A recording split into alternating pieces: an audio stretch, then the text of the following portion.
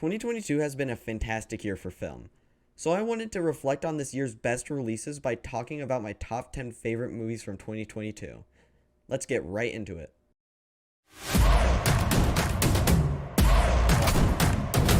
RRR is one of the biggest surprises of the year. This movie is absolutely insane. I'm still trying to figure out how the director S.S. Rajamouli pulled it off so well. There are so many contrasting tones, like the over-the-top action scenes and the goofy musical numbers, to the darkness of the revolutionaries trying to take back their country and getting brutally tortured. On top of all of that, it's also a wholesome movie about friendship. I'm flabbergasted. If I have to recommend any movie I watched this year, it would be RRR, since in concept, it shouldn't work, but in execution, they nailed it.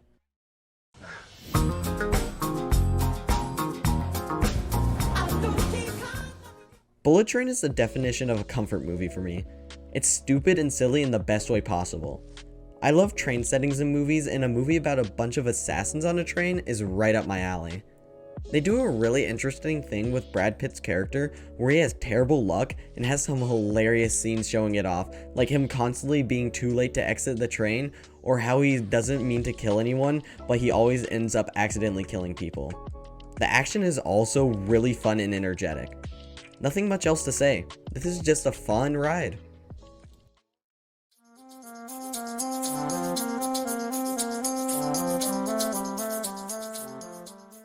I'm a huge fan of Bob's Burgers, so of course I love the movie. Every character shines, and it just feels like a really long episode of the show, which I'm not complaining about. The plot surprised me, with Louise finding a dead body, so the Belcher kids have to solve the mystery of who killed this guy to prove that Louise is not a baby. They also put some things in here that the fans will really enjoy, like seeing Bob's mom for the first time in a really touching scene. Even if you aren't a fan of Bob's Burgers, I feel like you can still watch this movie and enjoy it. I'm sad it didn't perform well in the box office, since I want more 2D animated movies in theaters, but what can you do?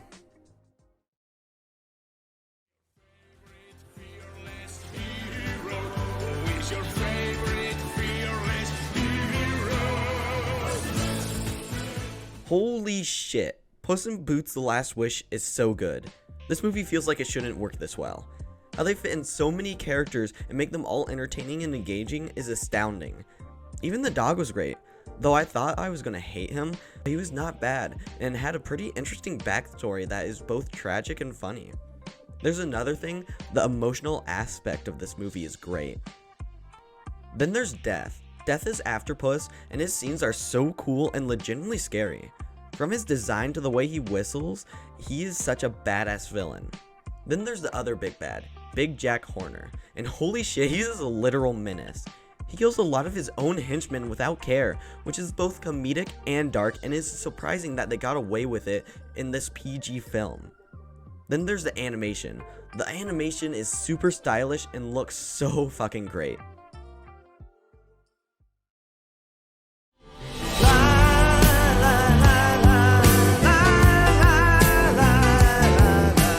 Everything Everywhere All at Once is a beast of a movie. There's so much to talk about, like the creativity, acting, and potent story, but I feel like you just need to watch this movie to get it.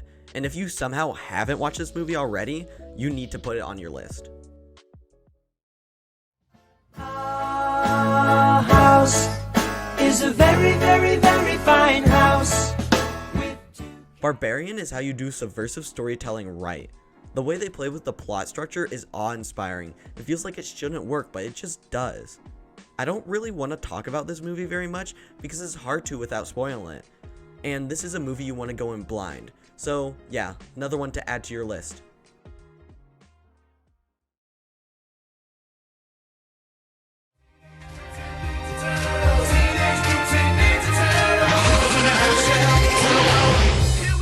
Okay, let me explain.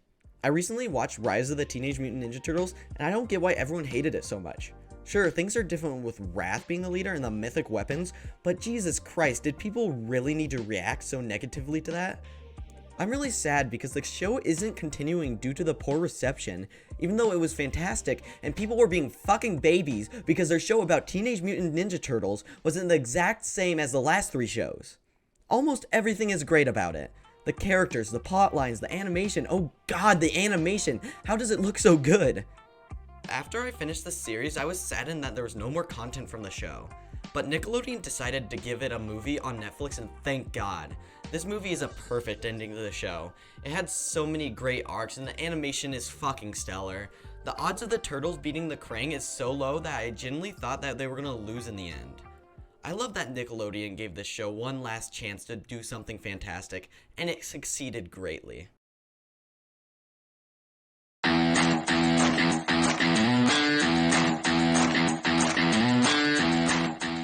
I love Nicolas Cage, and The Unbearable Weight of Massive Talent is a movie about Nicolas Cage playing Nicolas Cage and hanging out with Pedro Pascal.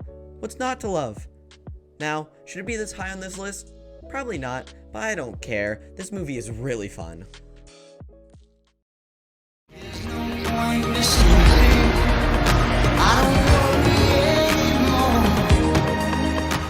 Marcel the Shell with Shoes On is a cute-ass movie. The relationship between the director and Marcel is really sweet, and the banter they have is hilarious. They also somehow take this wholesome-ass movie and make it sad. So sad, in fact, that it made me cry. This is a special movie that I'm glad I got to see in theaters. Before we get into my number one pick, I want to go through some honorable mentions. Guillermo del Toro's Pinocchio, The Menu, Glass Onion, A Knives Out Mystery, The Black Phone, The Batman, Smile, Babylon, and Turning Red. So what is my favorite movie of this year? The only movie that I gave a perfect 10 out of 10 score to? Top Gun Maverick. This movie really surprised me because I didn't like the first one at all. I thought it was a boring mess. But somehow they take that base work and make it one of the most entertaining movies of all time. I remember sitting in the theater, and in the first 5 minutes, there's a beautiful shot where Tom Cruise is trying to go Mach 10, and I just sat there and said to myself, shit, this movie's gonna be good. And it was. The action is incredible. The acting is nothing less than fantastic, especially from Tom Cruise and Miles Teller. The cinematography is gorgeous. The fact that they actually went into planes to shoot this movie is absolutely inspiring and tells you that the director wanted to make this a special movie. And in my opinion, he didn't just make it a special movie, he made it a perfect movie as well.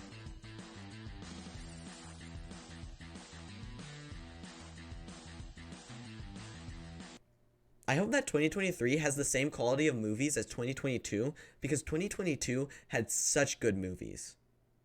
So yeah, thank you guys for watching this. If you liked it, hit the like button. If you disliked it, hit the dislike button. Please consider subscribing, and I'll see you guys next time. Bye.